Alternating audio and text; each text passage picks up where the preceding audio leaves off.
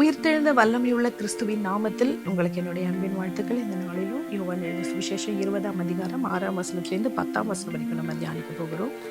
சீமோன் பேதுரு அவனுக்கு பின்னே வந்து கல்லறைக்குள் பிரவேசித்து சீலைகள் கிடக்கிறதையும் அவருடைய தலையில் சுற்றியிருந்த சீலை மற்ற சீலைகளை வைத்திராமல் தனியே ஒரு இடத்திலே சுருட்டி வைத்திருக்கிறதையும் கண்டார். முந்தி கல்லறை இடத்திற்கு வந்த மற்ற சீஷனும் அப்பொழுது உள்ளே பிரவேசித்து கண்டு விசுவாசித்தான். அவர் மரித்தோரிலிருந்து எழுந்திருக்க வேண்டும் என்கிற வேத வாக்கியத்தை அவர்கள் இன்னும் அறியாதிருந்தார்கள். பின்பு அந்த சீஷர்கள் தங்களுடைய இடத்திற்கு திரும்பி போனார்கள். கிறிஸ்துவுக்குள் எனக்கு பிரியமான சகோதர சகோதரிகளே, உயிர்த்தெழுந்த கிறிஸ்துவை தேடி மகதலேனா மரியாள் வந்து பார்த்துட்டு போய் இந்த மற்ற 2 சீஷர்கிட்டே சொல்றாங்க. இந்த மற்ற 2 சீஷர்கள் அவர்கள் இங்கு ஓடி வந்து பார்க்கும் பொழுது கிறிஸ்துவின் சரீரம் அங்கு இல்லை. ஆனால் சீலைகள் அங்கு மற்ற சீலைகளோடு இல்லாமல் தனியாக அங்கு தலையில் சுற்றியிருந்த சீலை சுருட்டி வைக்கப்பட்டதை கண்டார்கள். இது நம்ம என்ன கற்றுக்கொள்கிறோம்? இயேசு கிறிஸ்து உயிர்த்தெழும் போது கூட அவர் சரீரத்தில் சுற்றப்பட்டிருந்த சீலையெல்லாம் அப்படியே அவர் போட்டுட்டு போல ஒழுங்கின் தேவனாக இருக்கிறார். அவர் பாருங்க, எல்லாவற்றையும் நீட்டாக அவர் சுருட்டி வைத்திருக்கிறதை கண்டார். நம்முடைய வாழ்க்கையில் கூட நம்ம ஒரு ஒழுங்கும் கிரமம் உள்ள தேவனை சேவிக்கிற நம்முடைய வாழ்க்கையிலும் ஒழுங்கும் கிரமம் உள்ளவர்களாக நம்ம இருக்க வேண்டும். நம்முடைய காரியங்களை நம்ம செவ்வனே செய்யணும். எதை செய்தாலும் அதை மனுஷர்களுக்காக செய்யாமல் அதை தேவனுக்காக செய்யணும். ஆண்டவரை பிரியப்படுத்துறதுக்காக நம்முடைய வாழ்க்கையில் நம்ம சரியாக நம்ம செய்கிறதற்கு சாட்சியுள்ள பிள்ளைகளாக நம்ம இருக்க வேண்டும் என்பதை கற்றுக்கொள்ளுகிறோம். அதுக்கப்புறம் பார்த்தோம் அப்படின்னா அங்கே சீஷர்கள் அவங்க கல்லறையில் வந்து பார்த்தபோது அவர்கள் கிறிஸ்துவின் சரீரத்தை காணவில்லை என்று கண்டு அவங்க விசுவாசித்தார்கள். கிறிஸ்துவை விசுவாசித்தார். யோவான் எழுதுகிறார், அதை பார்த்து கண்டு விசுவாசித்தார் என்று. கிறிஸ்து அவங்ககிட்ட எத்தனையோ வாட்டி சொல்லியிருக்கிறாரு, நான் 3ஆவது நாள் உயிர்த்தெழ வேண்டும் என்று மறைமுகமாக சீஷர்களிடத்தில் அநேக முறை அவர் பேசியிருக்கிறார். ஆனாலும் இன்னும் அதனுடைய ஆழத்தை அதனுடைய வெளிப்பாடு சீஷர்களுக்கு இல்லை. இன்னும் அவர்கள் அறியாதிருந்தார்கள். கிறிஸ்து உடல் காணுந்தா அப்படின்னு தான் அவங்களுக்கு தெரியுதே தவிர கிறிஸ்து மரித்தோரிலிருந்து எழுந்திருக்க வேண்டும், அதனுடைய வாழ்க்கையில நடக்க வேண்டிய ஒரு படி ஒரு செயல் என்பதை அவங்க இன்னும் அறியாதிருந்தார்கள். அறியாம சீஷர்கள் தன்னுடைய இடத்திற்கு திரும்பி போய்விட்டார்கள் என்று நம்ம பார்க்கிறோம்.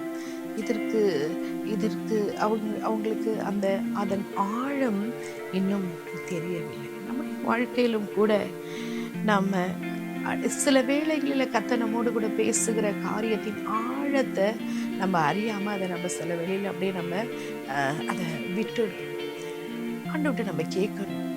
எதுவுமே நம்ம கடமைக்காக ஒரு வார்த்தையை படித்தோம்னா, கடமைக்காக நம்ம கேட்டோம் செஞ்சோம் அப்படின்னா அதன் ஆழத்துல நம்ம போக முடியாது. புரியாத காரியங்களை ஆவியானவர்கிட்ட நம்ம கேட்கணும். ஆவியானவரே, எனக்கு நீர் வெளிப்படுத்தும், இந்த வசனத்தின் அர்த்தம் என்ன, ஆழம் என்ன, இதுல இருந்து என்னோடு கூட என்ன பேச விரும்புகிறீர், என் வாழ்க்கையில நீர் என்ன மாற்றத்தை நீர் கொண்டு வர விரும்புகிறீர், நான் எதுல மாற வேண்டும் என்று சொல்லி நம்ம ஆவியானவர்கிட்ட அந்த வார்த்தையின் விளக்கத்துக்காக நம்ம ஆவியானவரை நம்ம சார்ந்திருக்க வேண்டும். பிரியமான தேவ பிள்ளைகளை, இன்றைக்கு நாம் படிக்கிற இந்த வார்த்தைகள் நமக்கு புரிகிறது, ஏதோ ஆவியா நமக்கு தெரிகிறது என்றால் அது நம்மளுடைய சொந்த பலத்துல அல்ல. நம் மீது ஆவியானவர் ஆண்டவர் வைத்திருக்கிற அன்பினாலும் இரக்கத்தினாலும் ஒரு பக்கம் நமக்கு இருக்கிற தாகம், நமக்கு எவ்வளவு தாகம் இருக்குதோ, வாஞ்சை இருக்குதோ, அந்த அளவுக்கு தான் கர்த்தர் நமக்கு வெளிப்பாட்டையும் தருவார்.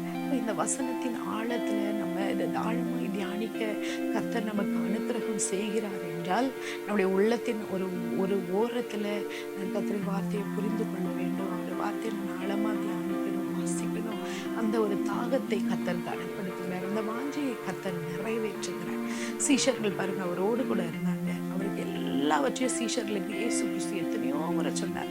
நம்ம இந்த மத்தேயு, மார்க்கு, லூக்கா, யோவான் 4 சுவிசேஷங்களிலும் மாற்றி நம்ம வாசிக்கிறோம். ஆனாலும் இந்த இடத்துல நம்ம போடப்பட்டு இருக்கிறது, சீஷர்கள் அதன் அர்த்தத்தை ஆழத்தை அறியவில்லை.